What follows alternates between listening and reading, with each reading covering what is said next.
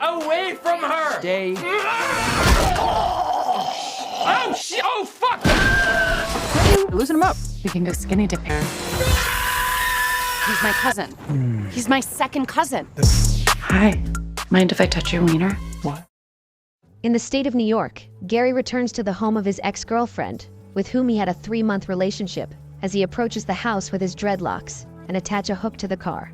When Maddie comes out of the house and asks what he's doing, the man responds that because she hasn't paid her property taxes, he should seize her car. Maddie approaches the supplier, explaining that this is her sole source of income since leaving her job as a driver, and she admits, rather sheepishly, that she wants to rekindle their relationship. Gary begins to believe her words, but then another man comes out of the woman's house and Gaches everything made it, tries to justify himself by saying it's his cousin, but Gary understands perfectly that it's a sexism. She begins her journey on rollerblades when she notices a car parked in front of the bakery. She attempts to drive the car but forgets to decroach it. Gary calls her out and jumps out of the car to keep her from fleeing to the police station. According to an attorney, if she commits another offense, she risks losing her driver's license. Maddie becomes even more depressed when she learns that she has until September 1st to pay the entirety of her tax debt. She begins to blame the wealthy who own real estate. After all, this is the reason why property taxes have increased for residents. When she sees one of her wealthy, she refuses to serve when she begins to argue with the man. Her boss intervenes, and the vertical must always be Polly with the customers. Frustrated, she meets her friend Sarah and her little friend Jim. She tells her friend that she is looking for a good used car and asks for his help. Sarah starts looking for a car online and comes across an ad for a married couple, looking for a woman to help them transform their adolescent timid into a real man. And if she is up to the task, they are willing to offer the car for free. She immediately forwards this ad to her friend, and the next day, Maddie arrives without hesitation at the address given, because it is her only chance to become the owner of the car. Such a relationship necessitates an adult woman capable of managing the emotions of a young adolescent. They accept Maddie's engagement and introduce her to the character of their son, Purcell, who is extremely shy despite being intelligent and well-adjusted. He has never met a girl and has never had any friends. They have tried numerous methods, but none of them have helped them, so they have decided to prepare their son for adulthood. Percy begins by refusing, but the woman is able to persuade him along the way. Percy notices that they have passed the street where his house is located and looks at the woman with suspicion, believing that Maddie will kidnap him. He is against immediately sending a message to his parents, but the woman tells him that if he arranges his phone, it will be too late. Percy then catches his apangle in the éclaboussé and exits the car. When the woman is unable to open her eyes due to the turn of events, she tells Percy that she did not intend to flee, but rather to simply propose an appointment. He is surprised and grateful because no woman has ever invited him to leave. He proposes to Maddie that they meet the next day, which she accepts. Maddie informs Jimmy that she requires his truck for one more day. Jimmy also requires the truck and offers Maddie another vehicle. Maddie bursts out laughing when she sees an adolescent dressed up and approaching her. Maddie orders copious amounts of alcohol to prepare the adolescent for adulthood. When Purcell says he doesn't like this drink, she warns him that he must become accustomed to the improvised Trevis, Lex Pupi.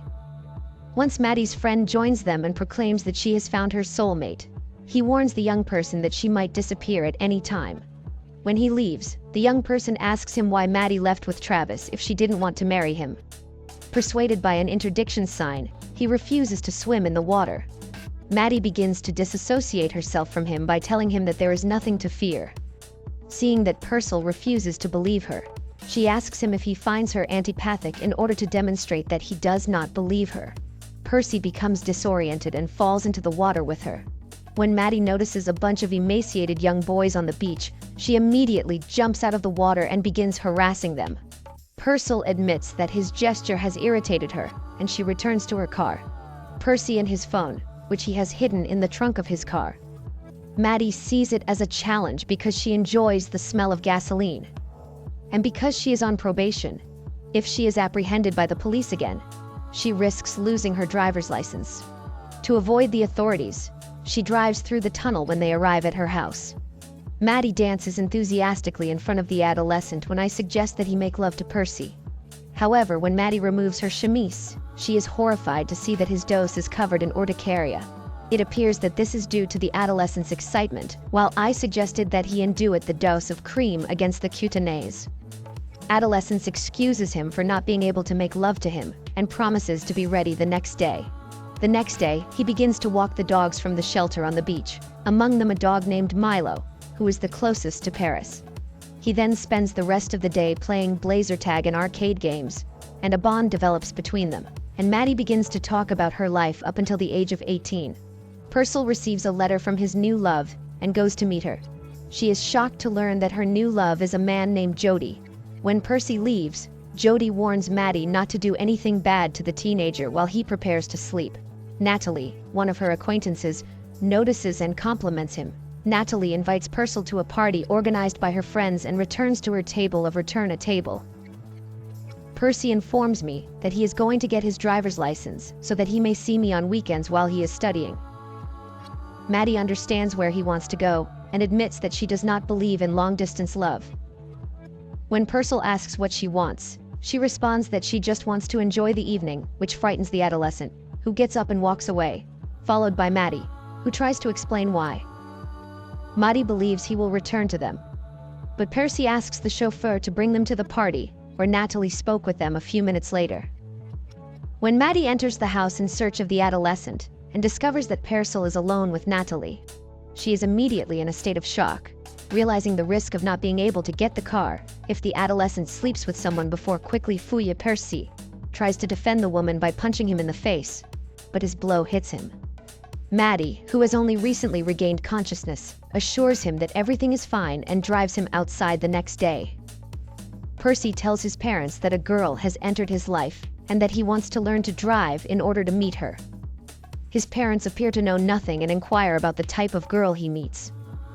Percy admits that she is a formidable woman, even though she is more irritable than he is, and that he wishes to leave Princeton University to be with her in order to always oppose her. But Purcell responds by saying that he is a major and can make his own decisions. The parents realize that the situation has become uncontrollable and call her immediately, pleading with her to end her relationship with Purcell and persuade him to attend Pierre Stan's University if she succeeds. During this time, Percy, while attempting to start the car, connects inopportunely to his father's phone via Bluetooth, discovering that he has been duped since the beginning. Suddenly, Percy receives an SMS on his phone and pulls it out. It's from his co-worker, and with his help, he drives Maddie's promised car into the woods, and the fesse follows him into his room. Percy tells you that he wants to make love to you, and the woman agrees. Once the love is over, Purcell tells him that the promised car is in the woods, and he asks him. Maddie realizes that he knows everything, and begins to justify himself by saying that they were true friends, but the adolescent of La Croix does not agree and asks him to leave. He says that one day he will live in Paris, and that his salary will remain fixed for the rest of his life, and when he begins to speak of his father, the young woman is stunned and flees. Several days later, Maddie is awakened by the sound of Gary's mistress, who has left an accident in his lane.